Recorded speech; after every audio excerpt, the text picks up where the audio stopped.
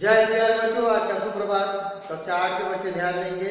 अभी तक हम लोगों ने आपकी हिंदी पाठ्य पुस्तक वॉल्यूम 2 में पाठ कविता यानी सुदामाचरित का 2 भागों में हमने वीडियो के माध्यम से 2 भागों में पठन कार्य समाप्त किया।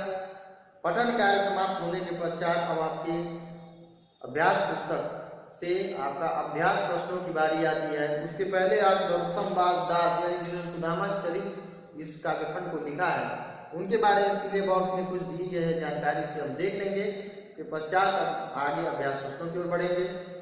तो हिंदी साहित्य में एक ऐसे लेखक विरलेही है जिन्होंने मात्र 1 या 2 रचनाओं के आधार पर हिंदी साहित्य में अपना स्थान सुनिश्चित किया है। यानी कुछ ही लेखक हैं जो बहुत कम रचनाएं लिखे हैं और हिंदी साहित्य में उनका नाम सबसे ऊपर है।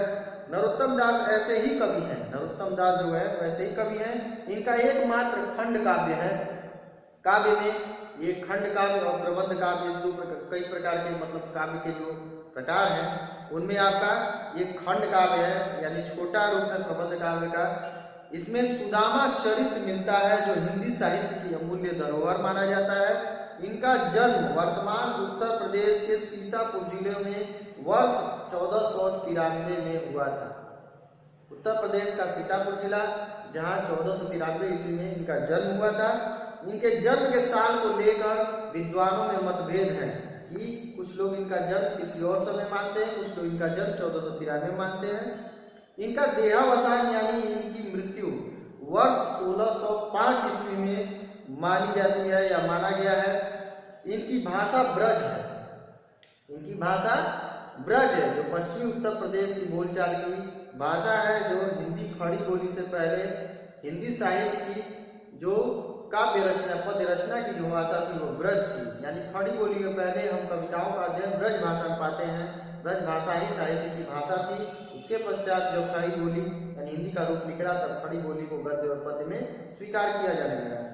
तो यहाँ इसमें हम देखें कि सुदामाचरित के अलावा विचारमाला व नाम संकीर्तन भी इनकी रचनाएं मानी जाती हैं। सुदामाचरित के अलावा नरोत्तम दास की 2 और रचनाएं भी मानी जाती हैं, विचारमाला और नाम संकीर्तन, जो अब तक उपलब्ध नहीं है या फिर उनकी समय पहले जो लिखी गई थी वो रचनाएं नष्ट हो चुकी हैं या उनका रख रखाव न होने के कारण बर्बाद हो चुकी हैं। इनकी रचना ध्रुवचरित आंशिक रूप से उपलब्ध है यानी थोड़े रूप में उपलब्ध है ध्रुवचरित, जिसके 28 छंद रसवती पत्रिका में 1968 में छपे थे। ध्रुवचरित के 28 छंद रसवती पत्रिका जो थी उसमें 1968 में छपे थे। सुदामाचरित के बारे में डॉक्टर राम कुमार वर्मा ने लिखा है, कथा, संगठन, नाटकीयता, विधान, भाव, भाषा, द्वंद्व आदि सभी दृष्टियों से नरोत्तम कृत सुदामाचरित श्रेष्ठ रचना है। राम कुमार वर्मा ये जो है एकांकी कार माने जाते हैं, एकांकी के नायक या एकांकी के बादशाह माने जाते हैं ये राम कुमार वर्मा। तो उन्होंने लिखा है कि कथा, संगठन, नाटकीयता, विधान, भाव, भाषा, द्वंद्व आदि की सभी दृष्टियों से नरोत्तम दास की सुदामाचरित नरोत्तम दास द्वारा लिखा गया ये सुदामाचरित श्रेष्ठ रचना है। तो सुदामाचरित और नरोत्तम दास के बारे में हम लोगों ने थोड़ी बहुत जानकारी प्राप्त की। इसे आप अच्छे से अपने मस्तिष्क में बिठा लेंगे, इसे आप याद रखेंगे। इससे जुड़ी जो जानकारियां हैं उनसे प्रश्न पूछे जा सकते हैं आपकी परीक्षा में। इसलिए आप इस लेखक या कवि परिचय के बारे में भी पढ़ते चलेंगे हर पाठ में जो दिया गया है। इसके बाद हम आगे बढ़ते हैं अभ्यास प्रश्न की ओर।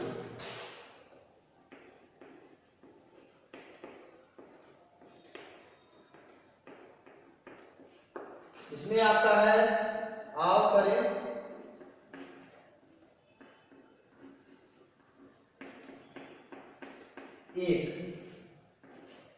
एक जो है आपका दिया गया है वो है बहुविकल्पीय प्रश्न। बहुविकल्पीय प्रश्न से सब आपकी सभी लोग भली भांति परिचित है।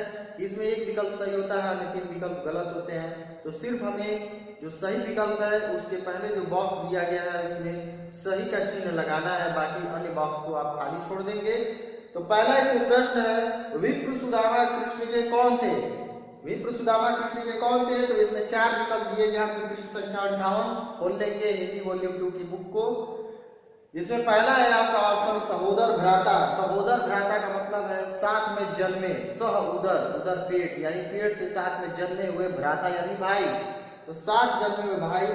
बाल सखा दूसरा ऑप्शन है, बाल यानी बचपन के, सखा यानी मित्र, बचपन के मित्र।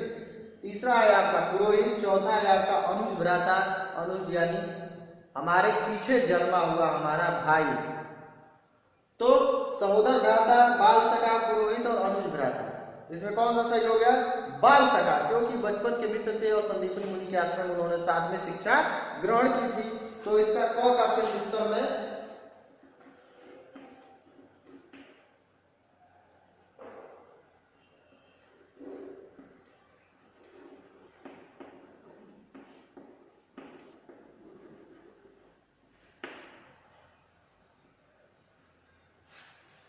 यहाँ जो है बोर्ड पर सिर्फ इनके उत्तर जो सही है आपके ऑप्शन में, 4 ऑप्शन में जो ऑप्शन सही है उस सही ऑप्शन का ही नाम यहाँ लिखा जाएगा।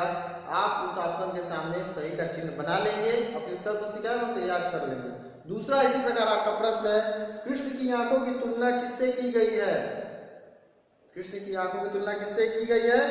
गुलाब के फूल, कमल के फूल, गेंदे के फूल, जूही की कली। तो इसमें 4 विकल्प में आपको कौन सा? कमल नयन यानी गुलकमल के फूल। तो जो है आपका सही विकल्प हो जाएगा आपका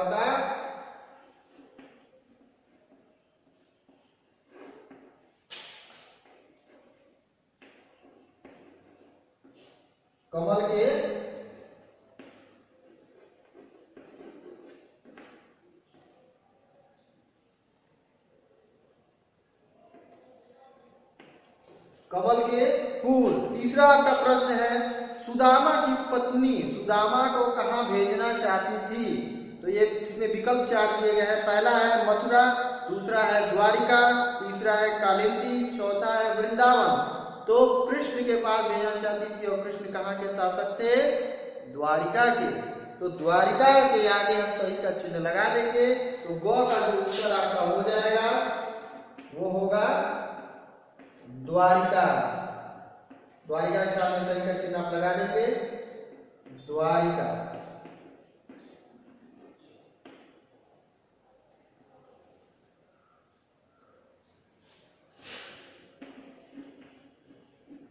इसी प्रकार घ आपका जो प्रश्न है चौथा, सुदामा की पत्नी पड़ोस से क्या मांगकर लाई? तो इसमें ऑप्शन है तंदुल, कोदो, पान, चना।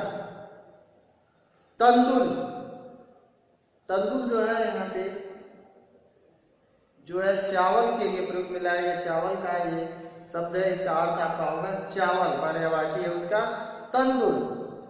दूसरा है आपका कोदो, एक मोटा अनाज। तीसरा है आपका पान जो आप भली भांति परिचित है, और चौथा है आपका चना जो खाने में प्रयोग में आप लाते हैं। तो यहाँ पे सही ऑप्शन क्या होगा? चावल मांग कर रहे थे, चावल का अर्थ है यहाँ पे तंदुल। तो तंदुल के आगे हम सही का चिन्ह लगा देंगे।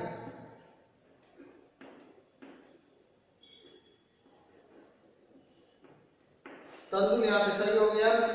नेक्स्ट अंगा जो है आपका अंतिम जो प्रश्न है, कृष्ण और सुदामा बचपन में किस ऋषि के आश्रम में शिक्षा ग्रहण करते थे? इस पहले मैंने बताया है कि कौन किसके आश्रम में थे। तो सबसे पहले हम विकल्प देख लेते हैं। पहला है द्रोणाचार्य, दूसरा है विश्वामित्र, तीसरा है संदीपनी, चौथा है वशिष्ठ।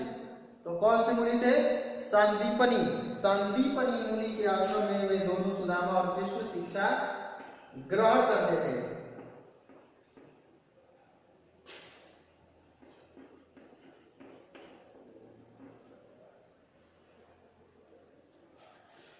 संदीपनी मुनि के आश्रम में शिक्षा ग्रहण करते थे। अब इसके पश्चात हम अगले अभ्यास प्रश्न और करें, जो एक पंक्ति या 2 पंक्ति के उत्तर, और उसके पश्चात पुनः हम विस्तार से उत्तर वाले प्रश्नों की ओर चर्चा करेंगे। तो अभी के लिए आपकी कक्षा समाप्त।